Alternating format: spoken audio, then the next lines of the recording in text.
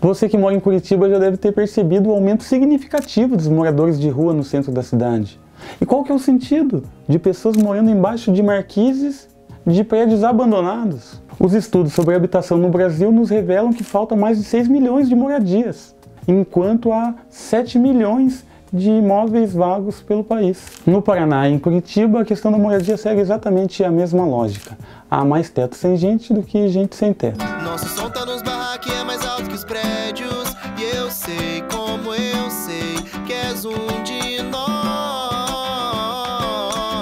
Então o que explica grande parte da população ainda continuar sem moradia adequada? A especulação imobiliária, ou seja, o acúmulo de imóveis nas mãos de poucas pessoas, que não fazem nenhum uso deles, apenas deixam abandonados esperando que seu valor de mercado aumente. Uma prática que contraria totalmente a Constituição Federal, o Estatuto da Cidade e a Lei Orgânica do Município, que obrigam que todo imóvel tenha uma função social. O que basicamente quer dizer que todo imóvel deve ser ocupado para moradia, para trabalho ou qualquer outra função social, diferentemente do que acontece com esses terrenos baldios que acumulam lixo e viram foco de transmissão de dengue. No caso de prédios e terrenos abandonados, o que a prefeitura deve fazer? No caso de Curitiba deveria fazer, porque não faz, tem que notificar o proprietário para que no prazo de 1 ano ele dê algum uso, qualquer uso, para o seu imóvel.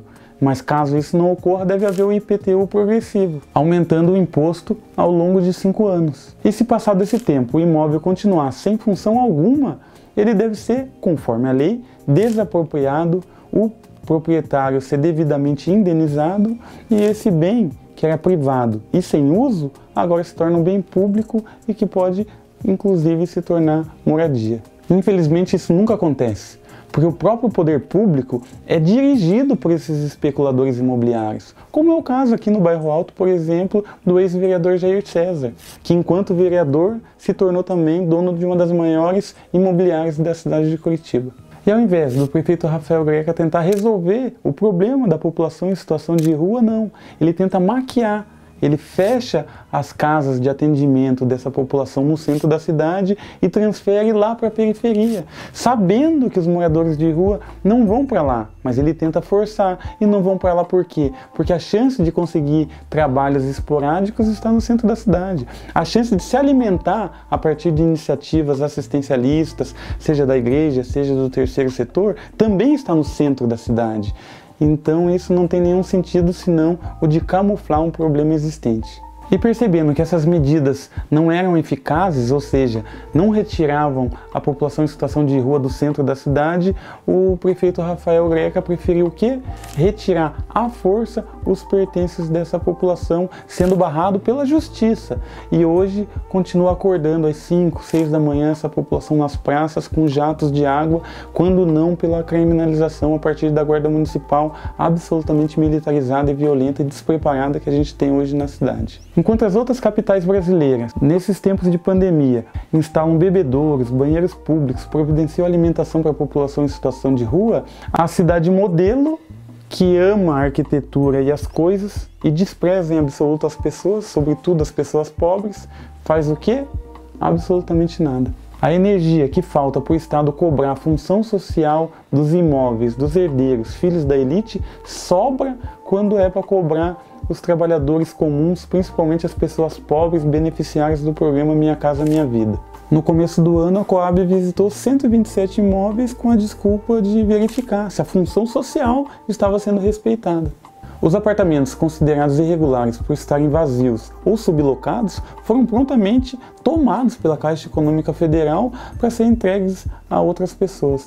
O presidente da Coab, herdeiro Lupião Neto, disse: Curitiba está driblando a crise habitacional com soluções criativas, como esta ação para a retomada de imóveis que não estão cumprindo o que foi honrado em contrato. Seria uma solução verdadeiramente criativa e inovadora se eles estivessem expropriando os ricos, seus imóveis desocupados que não cumprem com a função social, e dando aos pobres.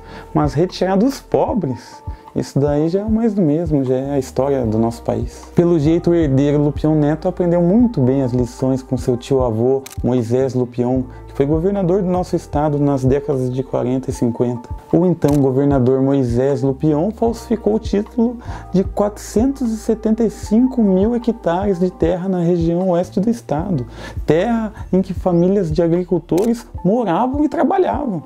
Para efetivar o roubo, o governador colocou a polícia ao lado dos jagunços dos grandes proprietários para tocar o terror nas famílias camponesas, incendiando casas, plantações, depósitos, assassinando e torturando famílias inteiras, inclusive crianças. Política que não é tão diferente da praticada hoje em dia. A gente olha no passado recente da capital modelo, que é Curitiba, que a polícia foi numa área de ocupação, ou seja, um território também em disputa. A polícia foi lá e queimou 300 casas, matou algumas pessoas e nenhum policial foi punido até hoje, sendo que isso foi filmado, tem várias testemunhas e mesmo assim essas pessoas são tratadas por estarem num local de ocupação irregular com uma subcidadania, né? São tratadas como sub-humanos, com uma subdignidade, e a sua vida tem um subvalor. E essa mesma política que não mudou para as pessoas pobres que ainda vivem em área marginalizada e são violentadas pelo Estado, também não mudou para as elites que continuam ganhando isenções fiscais, enquanto a gente estiver votando e colocando os herdeiros, playboys, que possuem grandes mansões, para cuidar dos interesses de moradia das pessoas que moram lá na periferia, como eu, como você, numa casa simples, pequena, às vezes na ocupação, muitas vezes morando de aluguel, inclusive, como eu até hoje moro, como minha mãe, que trabalhou com 50 anos da vida dela, todos os dias, sem descanso, tendo como principal gasto o gasto do aluguel, o principal, ou seja, um sistema que não nos garante a moradia para depois de uma vida de trabalho morrer de forma digna, é um sistema que nos odeia. E enquanto a gente estiver colocando essa gente que nos odeia no poder, é claro que o meu problema, o seu problema não vai ser resolvido. E por isso a gente precisa colocar um de nós lá, um de nós como eu, que estou ligado qual que é, morei na ruazinha de terra, na invasão de Piraquara, lá na Vila Macedo, num barraco de madeira, de 8 metros quadrados, dividido em 4, 5 pessoas, com banheiro para fora. E uma vez a gente botando o pé na Câmara Municipal, a gente vai fincar a bandeira da regularização fundiária para todas as pessoas que não conseguem dormir de noite porque tem medo que no outro dia de manhã o trator passe em cima da sua casa por um mandado de despejo irregular em nome da especulação imobiliária.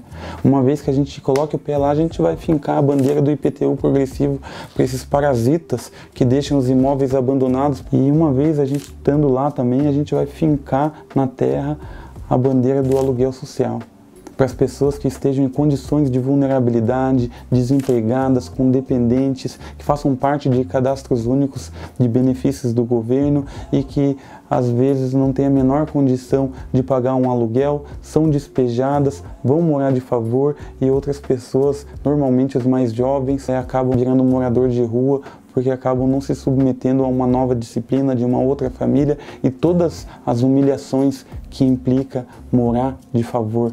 Você sabe o que é morar de favor? Eu sei. Por isso eu quero que essa realidade não exista. 1, 2, 3, bote, pum.